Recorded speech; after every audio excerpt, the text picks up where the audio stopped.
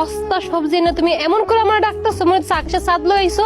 এগুলা কি? তুমি এটা পেঁয়াজ দিয়ে গন্ধ করতেছো কি লেগে? দেখো কত টাটকা সবজি, এই সবজি খেলে তোমার শরীরে শক্তি হইব, তোমার বল বাড়বো। আমার এত শক্তি দরকার নাই, তুমি এইসব সস্তা সবজি খেয়ে শক্তি করো। মানে কতদিন কইছি এইসব সস্তা সবজি খেতে আমার আর ভালো লাগে না। প্রত্যেকটা দিন তুমি এইসব সবজি লয়ে আও। আচ্ছা একটা কথা কও তো, তুমি যদি বউরে দুই বেলা ঠিকভাবে নাই খাওয়াইতে পারবে তাহলে বিয়ে করছো কেন? আসলে তোমারও দোষ না, দোষ হচ্ছে আমার বাপের। সে এমন ফকিন্নির ঘরে আমার বিয়া দিছে। তুমি আমার এই কথা কইতে পারলা বউ? যা কইছি ঠিকই তো কইছি। তুমি কি জানো গ্রামের কত পোলা আমার পিছনে ঘুরতো আর কত ভালো ভালো ঘর থেকে আমার বিয়ার প্রস্তাব আইছিল, কিন্তু আমার বাপে তোমার মতো একটা ফকিন্নির লগে আমার বিয়া দিছে যে দুই বেলা বউরে খাওয়াইতেও পারে না। দেখো, আমি তো আমার যথাসাধ্য চেষ্টা করতে আছি। আমার শরীরে যত বল আছে, আমার শরীরে যত শক্তি আছে, আমি যতটুকু কামাই করতে পারতেছি সব দিয়ে তোমার চাহিদা পূরণ করার চেষ্টা করতেছি। এখন আমার পক্ষে তো তোমার রোজ রোজ ভালো খাওয়ান দেওয়া সম্ভব না বউ। সম্ভব না হলে এটা বিয়ের আগে চিন্তা করো নাই কেন? আমার জীবনটা আমি নষ্ট করছো কেন? এসব তুমি তোমার মা মিল্লা এসব খাও।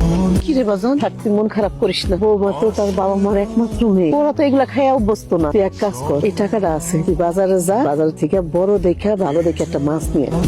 এই যাই, একটু আগেই না বাজারে গেলা, এখন আবারও বাজার থেকে এত বড় গোটা মাছ, বাসায় মনে হয় মেহমান আসছে, তাই না? আরে না, মেহমান টেমন কিছু না। এই যে আমার বউ আছে না, তার বোন চাইছিল একটা মাছ খাওয়ানোর, পাঙ্গাস মাছ। এর লিগে একটা বড় মাছ পেয়েছি, দেখ মাছটা বড় হয়েছে না? খুব ভালো করছো। বউ বলছে দেখে এত বড় গোটা একটা পাঙ্গাস মাছ নিয়ে চলে আসছো। ভাই আমি তোমার একটা কথা বলি, বউরে এত মাথায় তুলে রাখো না, পরে মাথায় উঠে গেলে কিন্তু আর নামাইতে পারবা না। বউ হইছে মাথায় রাখানোর জিনিস, বউ হইছে ভালোবাসার মানুষ। বউয়ের শখ যদি জামাই পূরণ না করে তাহলে কে করবো? ওর সব শখ আলাদা আমি পূরণ করবো। হ্যাঁ বুঝবা, একদিন বুঝবা, আজ বুঝবা না, বুঝবা কাইল, কপাল চাপড়াইবা দিবা গাইল। এই ঘুম থেকে উঠো, আমার 1000 টাকা লাগবে। একটা শাড়ি পছন্দ হয়েছে, চাচি টাকা লেগে বই রয়েছে। উঠো না কে লেগা? কি হয়েছে? 1000 টাকা লাগবে, টাকা দাও। আমার একটা শাড়ি পছন্দ হয়েছে, 1000 টাকা লাগবে, 1000 টাকা দাও। চাচি দাঁড়ায় আছে বাইরে।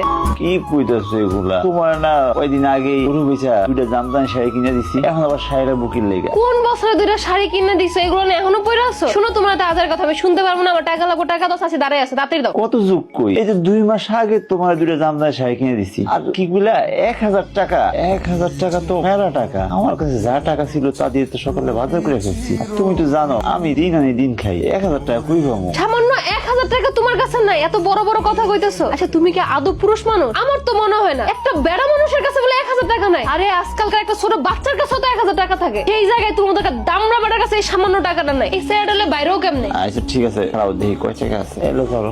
আমি ঠিকই জানতাম তোমার কাছে টাকা আছে, তুমি ইচ্ছা করে দিতাছো। তোমার মতন বেড়া মানুষের কাছ থেকে কেমন টাকা পয়সা বাইর করার লাগে আমার খুব ভালো করে জানা আছে, বুঝছো? আরে না, আমার কাছে টাকা আছিল না। এই টাকাটা আমি জমাইছিলাম, ওই যে আম্মাই কইছিল না শরীর খারাপ, ডাক্তার দেখামো এর লেগা। এখন মনে হইলো যে আম্মার ডাক্তার দেখানো হচ্ছে, তোমার শাড়িটা বেশি দরকারি।